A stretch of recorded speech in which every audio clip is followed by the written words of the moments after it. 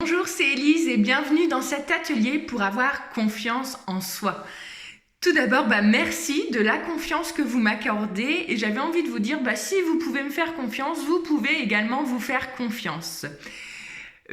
Voici 2 modules que je viens de créer. Donc le premier module, c'était un questionnaire et je vous invite, si vous ne l'avez pas encore fait, avant de regarder cette vidéo, de répondre à ce questionnaire. Ça vous permettra de voir où vous en êtes, vous, par rapport à votre confiance, et vous pourrez après regarder la vidéo. Cette vidéo aujourd'hui, c'est pour vous apprendre comment naît la confiance, quelles sont les bases, comment on peut avoir confiance en soi, quels sont les mécanismes.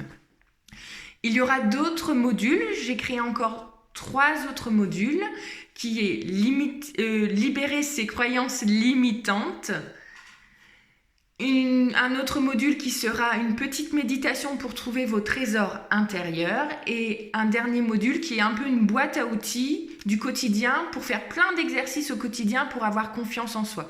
Voilà, donc voici les 2 premiers modules, le questionnaire et la petite vidéo d'aujourd'hui, et les 3 autres modules suivront. Cet atelier, la thématique de la confiance, je la connais bien parce que cet atelier, je l'ai déjà fait 3 fois ici au Centre Corps et Âme avec de nombreux participants qui ont tous été enchantés. Alors je me suis dit, en cette période de confinement où on ne peut pas se voir en présentiel, pourquoi ne pas donner les bases de la confiance via Internet, via ces petites vidéos, via cette formation. Donc c'est pour ça que je me lance. Donc aujourd'hui, on va apprendre comment se crée la confiance. La confiance, vous l'aurez bien compris, elle se crée dès le plus jeune âge, dès l'enfance. Elle dépend beaucoup des personnes qui nous entourent, de nos parents, des professeurs, de la famille, un parrain, une marraine, un grand-père, une grand-mère, voilà. Une personne, peut-être, vous vous dites, une personne, ah oui, elle m'a donné confiance. Et à côté de ça, des personnes peuvent aussi vous tirer vers le bas et ne pas vous donner confiance. Il n'y a aucun jugement là-dedans. Je répète toujours, et j'ai à cœur encore de le répéter, que tout le monde fait de son mieux avec ses croyances, avec son passé, avec ce qu'il connaît, avec ses peurs, avec sa propre confiance en lui. Vous comprendrez bien que si vous avez des parents qui n'ont pas du tout confiance en eux, ils peuvent difficilement inculquer cette confiance à leurs enfants. Donc on reprend. Dans la petite enfance, donc vous avez été entouré d'une famille et la confiance en vous, quand vous êtes petit enfant, quand vous êtes même plus grand, elle arrive quand on vous dit du positif, quand on vous encourage, quand on vous dit oh, « je suis fière de toi, de ce que tu as fait. Oh, regarde ma chérie, t'as 6 ans, t'arrives à faire un gâteau au chocolat. Vraiment, c'est très bien pour ton âge. Tu as bien battu les œufs en neige, tu as bien dosé, tu as bien regardé les ingrédients, c'est très bien. » Quand vous dites ça à un enfant, si on vous a dit ça, vous savez bien que vous avez gagné confiance. Et vous avez peut-être gagné confiance aussi dans le domaine de la cuisine. Voilà, parce qu'il y a différents domaines de la confiance et peut-être si vous avez répondu au questionnaire avant, il y a certains domaines que vous vous dites « Oh là là, j'ai totalement confiance en moi pour élever mes enfants, pour que ma maison soit propre, rangée, j'ai confiance en moi, pour faire mes papiers, remplir ma feuille d'impôt, j'ai confiance en moi. Mais à côté de ça, pour parler en public, j'ai pas confiance. Pour me montrer devant les autres, pour chanter, j'ai pas confiance. Voilà. Donc la confiance, il y a aussi différents domaines. Et si on vous a dit qu'on était fiers de vous dans un domaine, vous avez gagné confiance dans ce domaine-là, et de l'autre côté, on vous a peut-être dit, tiens, tu chantes comme une casserole. En étant petit, on vous a peut-être dit ces mots, et ça vous a fait peut-être perdre confiance dans ce domaine qui est le chant. C'est un exemple. À savoir que lorsqu'on dit des choses, lorsque votre famille vous a dit, tiens, tu chantes comme une casserole, par exemple, on va prendre votre papa un jour et rentrer, et puis vous étiez en train de faire un spectacle de l'artiste qui était à la mode à ce moment-là. Ça dépend des générations. Et donc, si votre papa est rentré et dit « Oh là là, tu chantes comme une casserole » et hop, ça vous a pris sur le cœur, vous a dit « Oh là là, il a raison, vraiment, j'ai aucun don dans le chant », c'était son propre regard sur la chose. Ça ne vous définit pas. Ce que les autres disent de vous sont leurs regards sur vous, mais ce n'est pas vous. Et ça, je vais vous le répéter plusieurs fois. Ce que les autres, en fait, ne parlent d'eux.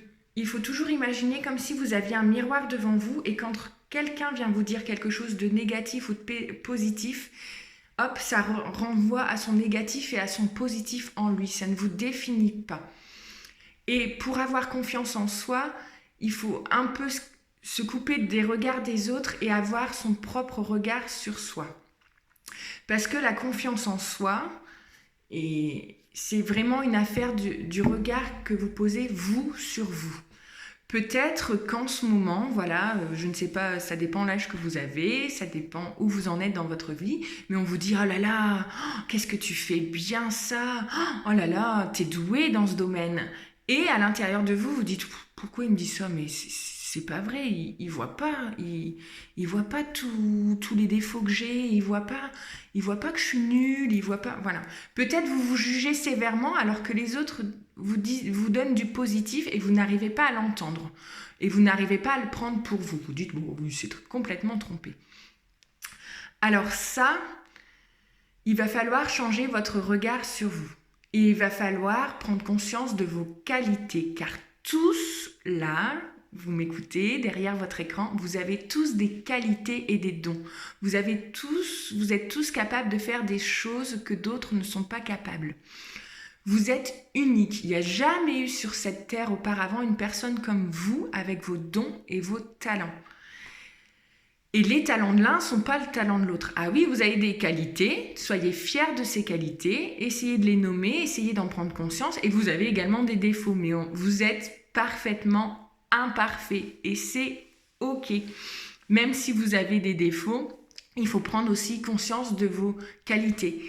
Et on va revenir à l'enfance. La fierté, on l'étouffe souvent.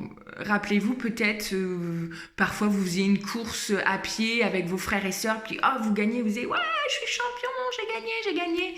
Et peut-être qu'on vous a dit « Mais te la pète pas, rabaisse-toi ».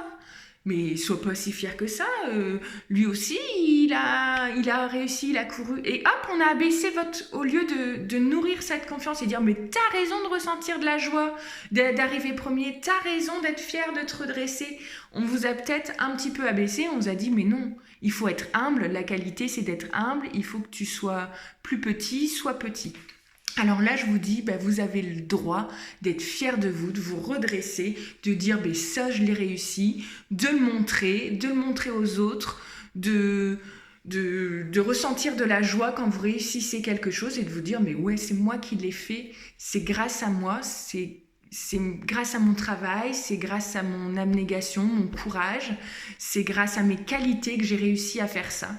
Et voilà, maintenant, il faut que vous preniez conscience que vous pouvez être ce petit enfant qui lève les bras, qui dit « Ouais, youpi, j'ai réussi, je suis champion, j'ai gagné ».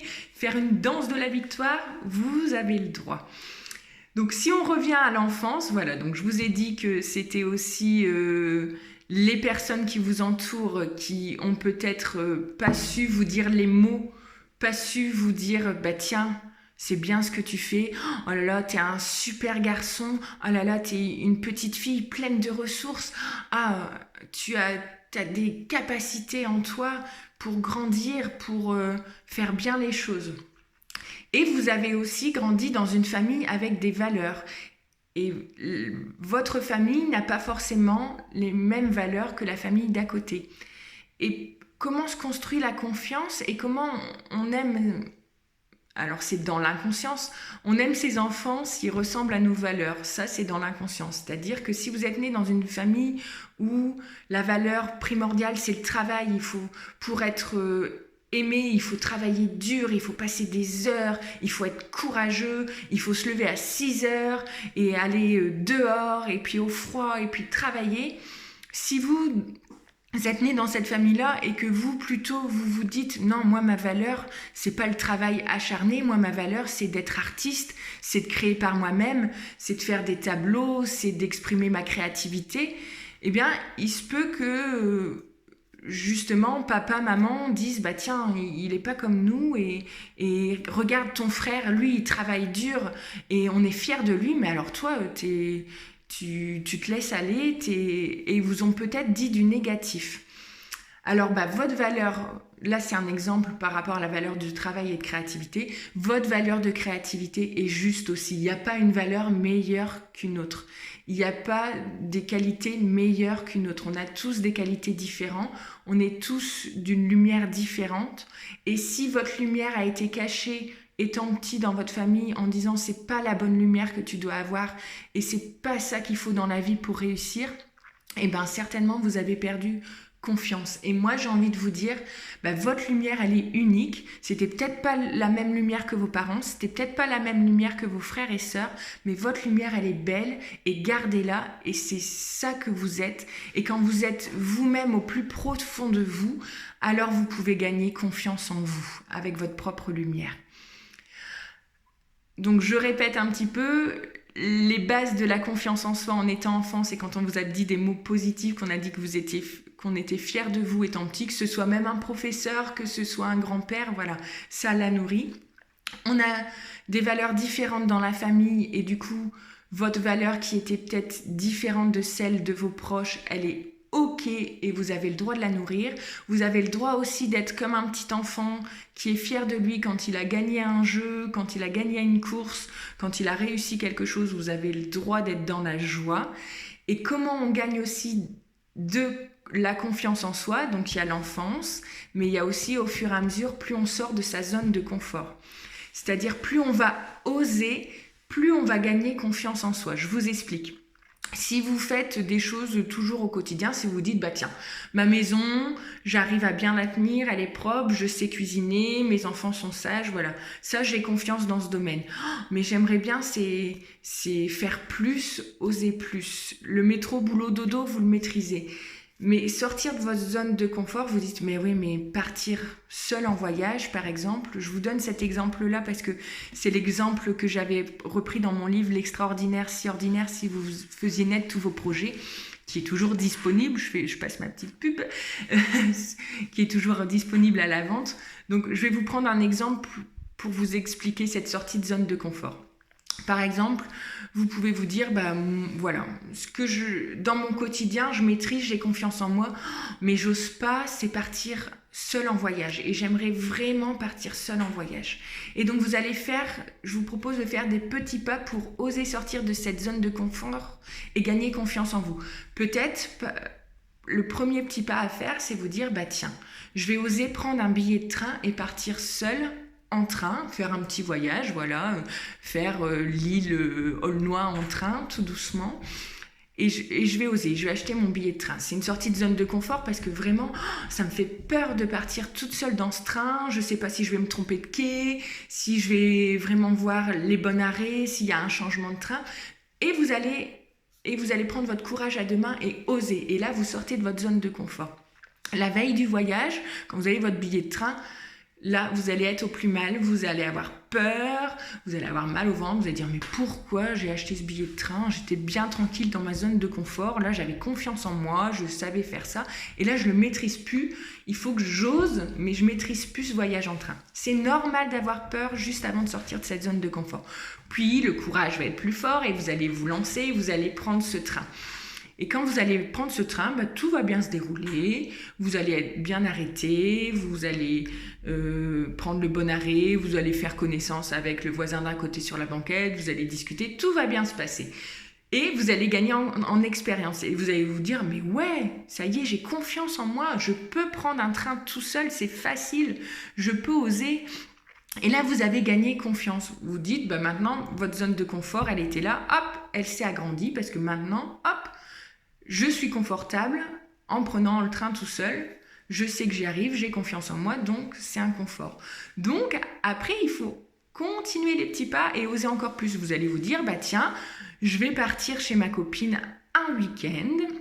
Elle habite à Marseille. Je vais faire l'île Marseille en train. Je sais que le voyage en train, c'est ok. Et je vais vraiment partir tout un week-end. Là, je vais faire une plus grande distance. Je sors de ma zone de confort encore.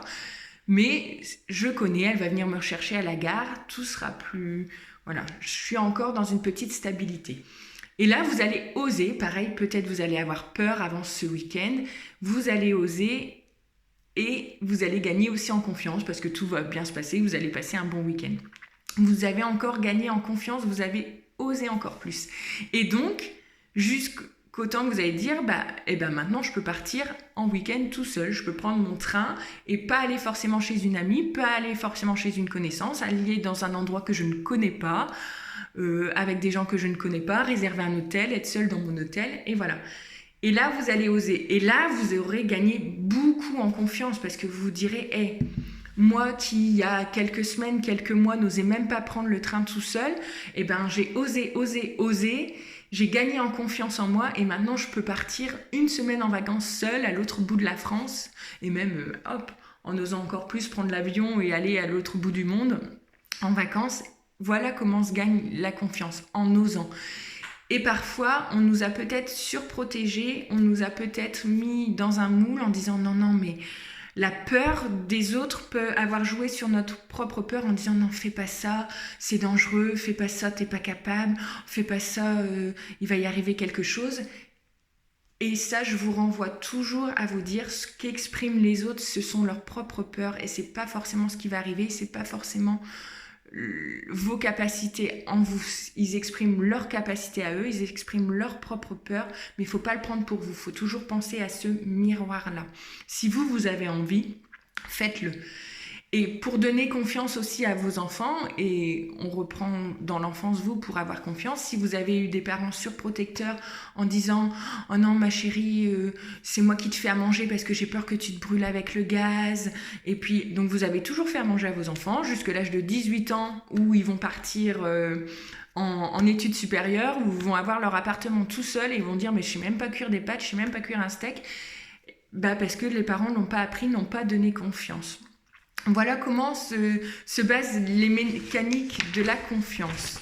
Donc, je vous rappelle juste, je fais un petit résumé, parce que je prépare toujours des choses, mais je pars à droite à gauche. Mais c'est ce qui est juste pour vous de l'entendre. J'espère que vous avez compris comment ça fonctionnait. La confiance, c'est par rapport aux autres, mais c'est aussi le regard que vous portez, vous, sur vous-même. Vous êtes unique, vous avez des qualités que d'autres n'ont pas. Il est temps de regarder vos qualités, d'en prendre conscience, d'en être fier et d'oser, de sortir de plus en plus de votre zone de confort pour gagner de plus en plus en confiance. Voilà comment naît la confiance et voilà ce que je vous propose de faire là dans les jours qui suivent. Et je vous rappelle, 3 autres modules vont suivre. Un module pour libérer ses croyances limitantes, un module pour méditer pour trouver vos trésors intérieurs et un module boîte à outils pour que je vous donne des exercices au quotidien. Donc si ça vous plaît, n'hésitez pas à vous inscrire à la prochaine formation. En tout cas, moi j'ai confiance en vous. À bientôt et on se suit pour d'autres formations. N'hésitez pas à regarder aussi ma page Facebook, Instagram, YouTube, Corps et Amélise. Sur YouTube, j'ai aussi plein de vidéos pour vous, pour être bien dans votre corps, dans votre tête. À bientôt!